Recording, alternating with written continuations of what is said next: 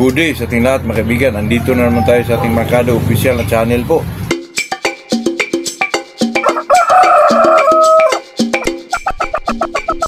Bago tayo mag-umpisa sa ating pag-usapan ay shoutout muna tayo kay Gigi Sanchez, Bibi Chris Tigiriro sa taga Tondo, Manila, Arvin Lumayog, Marikina, Baldilos, Bal Habrica de los Reyes. Good morning sa ating lahat mga kaibigan. Ako po ay masaya lalo na pag maka-shoutout kahit mga kunti lang. Talagang i-shoutout ko yan kaibigan kasi doon ako medyo natuwa mga kaibigan na big sabihin may nanonood pa rin sa atin po. Dati kasi mga kaibigan, tingnan nyo ako sa mga video natin napakalaki ko po. Mataba, talagang mataba po. Pero ngayon medyo nangangaya tayo dahil sa ating sakit po na mga kaibigan, hypertension, high blood mga kaibigan. Kaya talagang nagpapaya tayo, nag-diet tayo para naman maayos yung daloy sa ating mga ugat po na medyo walang, dati mga kaibigan may bara na yung kolesterol po. Kaya na-workout natin yung kaibigan para medyo maganda yung daloy. Hindi na tayo kumakain ng mga taba, yung mga sugar, yun na po, iniwasan natin yun. Kaya medyo nagpapaya tayo mga kaibigan, yun po dahilan mga kaibigan. Akala ko po na wala nang manood sa atin kasi napakalaking diferensya po. Dati po mga kaibigan, napakataba ko po mga kaibigan. Ang laki ko po. Ngayon, hindi naman masyado maliit kasi malaking tao naman tayo talaga. Medyo nabawasan lang po. Pero yung dito natin mga kaibigan ay medyo parang parang medyo lumiliit talaga yung natin dito sa maliig. Dati mga kaibigan, ang laki ko po. Kaya tayo nagpapasalamat na medyo binigyan pa tayo ng isang chance ng Panginoon na magpatuloy sa ating buhay po. Kaya hindi natin ito sayangin mga kaibigan. Sa atin mga kaibigan ay patuloy pa yung pahulugan natin kasi sa Golden Boy ay isa na lang talaga mga kaibigan, isang tryo pwede po. Isa na lang talaga, sino lang yung makauna mga kaibigan. Pero pag medyo may makakuha na, talagang sara na po talaga. Pero 5K mayroon pa po, 3 pa talaga. Kasi may kumukuha sa akin ng 5K mga kaibigan, medyo parang mga kaibigan, sa Bisaya pa naghanyo ba, hindi talaga pwede mga kaibigan kasi medyo medyo mahirap yung mag-alaga ng manok at saka binili naman natin to ng medyo mahal. Okay lang siguro kung dito lang sa buho lang talaga kasi walang problema yun kasi pag-ship, hindi na tayo ako mga kaibigan, itong pag-shipping po kasi lalo na dito sa Bohol, magpunta ka pa ng Tagbilaran, magpunta ka pa ng Ubay, medyo malayo sa amin. Pero talagang sinisikap natin yan, kaibigan, lalo na sa medyo malayo-layo. Talagang ginagawa natin yan ng effort. Talagang maparating natin ng maayos yung manok. Kasi kahit ganito lang po itong ating manukan, mga kaibigan, talagang pinaghirapan natin na makuha talaga natin yung pinakadabis natin pag-alaga po. Kahit naman di masyadong, pero talagang talagang sikapin natin na quality talaga may bigay natin mga kaibigan. Talaga yan po ang promise natin. Dati pa man, nakita nyo naman yun, yung pinaship natin talagang magandang manok po. Lalo na ngayon, itong mga Golden Boy mga kaibigan na medyo talagang pinilian talaga natin yung pinakamaganda po para, kasi itong kaibigan, sa mga kumukuha sa akin ay pang materialis to Kaya di pwedeng okay na to, di talaga pwede mga kaibigan, yun talaga pinakamaganda po. Makapili tayo kasi ang Golden Boy natin mabayad, 5 ginagamit natin mga kaibigan. Sa 5K naman ay 2 po. Kaya yun lang mga kaibigan, kung sino man yung gusto pa ay open pa tayo mga kaibigan. Yun lang po. Pag-usapan natin mga kaibigan na itong pwede ba gawing maintenance ang pang-conditioning page. Sinasabi nila, tanong na ito mga kaibigan ay pwede ba sa maintenance mga kaibigan ay gamitin natin itong conditioning page. Pag may pira tayo mga kaibigan, pwede po. Kasi maganda naman talaga yun. Kasi itong pang-conditioning mga kaibigan ay medyo may presyo po, mahal. Katulad ng mga Royal Pansy, medyo mahal ang kilo doon. Itong Platinum, yun ang pinakain natin pag ginawa mong maintenance yan, sa akin mga kaibigan, hindi na siguro kasi. Pero kung ikaw gusto mong gumagamit talaga ng conditioning page, sa akin nakakapagod po kasi balatan mo yun mga kaibigan. Kasi yung Royal Pansy, medyo maraming mga yung mga liso-liso tawag doon mga kaibigan, yung mga buto-buto talaga, yung mga medyo circle po. Pag hindi mo binalatan yung mga kaibigan, hindi kakainin ng mga manok yun.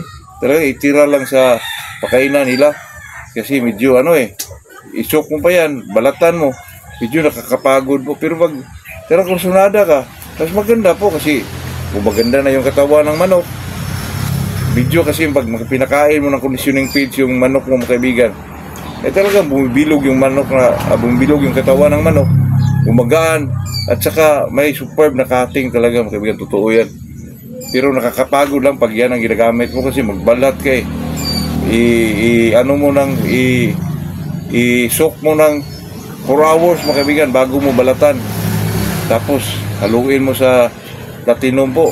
Bako, napakaganda katawan ng hugis sa katawan ng manok mo, mga kaibigan, bilog na medyo magaan.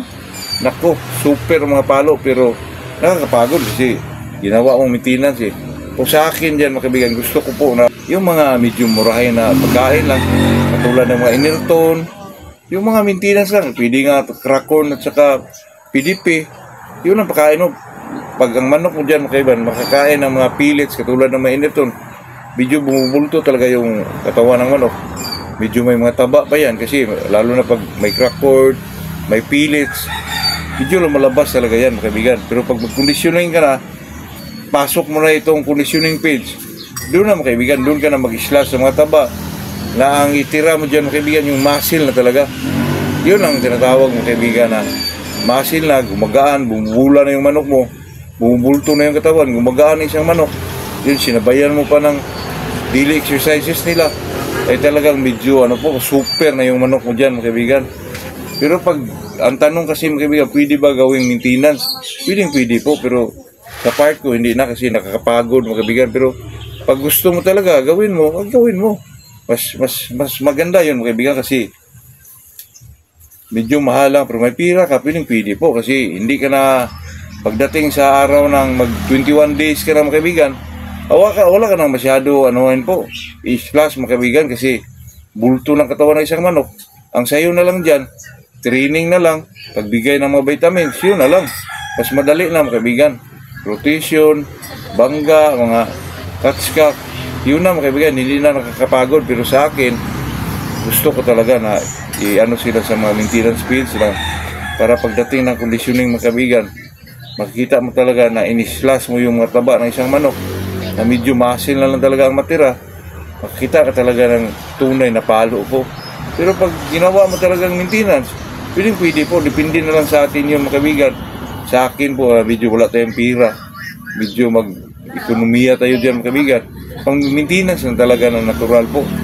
Kasi may kaibigan ako dati, mga kaibigan, doon sa Aurora, lugar ito ng Mindanao, mga kaibigan, Aurora City, malapit ito sa Misamis Occidental. Pero ito po ay sa Moga del Sur. Ang pinapakain sa manok nila, mga kaibigan, ay lang, yung jumbo PDP, hinaluan po ng Crackorn, mga kaibigan. Yun lang, pinihagis lang, mga kaibigan, doon lang sa damuhan. Ang manok lang, pero pag hinipo mo ang mga manok, mga kaibigan, ako, napakabulto ang katawan po, super ang laki. Yun ang mga magaganda pasukan ng conditioning feeds, mga kaibigan, na medyo paliitin mo, na masin na lang ang matira, mas lalong mag-super ang manok po. Kaya sa lugar na yun, mga kaibigan, ay napakalamig. Aurora po, Aurora City ba yun? Parang malapit na mag-city ata yun, mga kaibigan, or city na ba yun? Kasi ang lugar na yun, mga kaibigan, medyo marami pang mga kahoy, at saka napakaganda talaga alagaan ng manok. May mga area talaga, mga kaibigan, na medyo nag-fit sila sa mga alagain na manok na pansabong, mga kaibigan, katulad ng Bacolod. Napakagandang area, yung lupa, medyo marami pang mineral siguro na makuha yung mga manok. Kasi ang manok, mga kaibigan, pag maubos na yung mineral sa isang lugar, hindi na matubuan ng hindi na matubuan ng mga damo, mga kaibigan, pag medyo naubos na yung mga minerals. Katulad sa area ko dati doon pa ko sa kabila, mga kaibigan, pinagala ko lang yung mga babae, tinutuka-tuka nila, mga kaibigan, yung lahat, yung sa paligid ko, hindi na tumutubo yung mga mga kaibigan, yung mga damo po, totoo yan. Kaya ako naniwala talaga ako na may area na talagang swak sa mag-alaga ka ng manok. Yun lang po, mga kaibigan, yun lang ating masabi sa araw na to. Depende na lang, mga kaibigan, sa atin naman dito ay di naman tayo nag-obliga na sundin nyo, hindi nyo sundin, depende na lang po sa inyo kung kung nag-fit po sa sinasabi din dito sa ginagawa nyo sa inyong manukan, depende na lang sa inyo yun, mga kaibigan. Sa atin lang naman ay inilahad lang natin kung ano yung mga ginagawa natin dito sa ating munting manukan po. Yun lang mga kaibigan. At sino man yung nagpasalamat sa akin, nako, maraming thank you din mga kaibigan sa pagsubaybay mo sa ating mga vlog po. Maraming salamat. Mabuhay Inerbon Bituil po. Nako, madiin ang palo mga kaibigan. Good morning sa ating lahat po.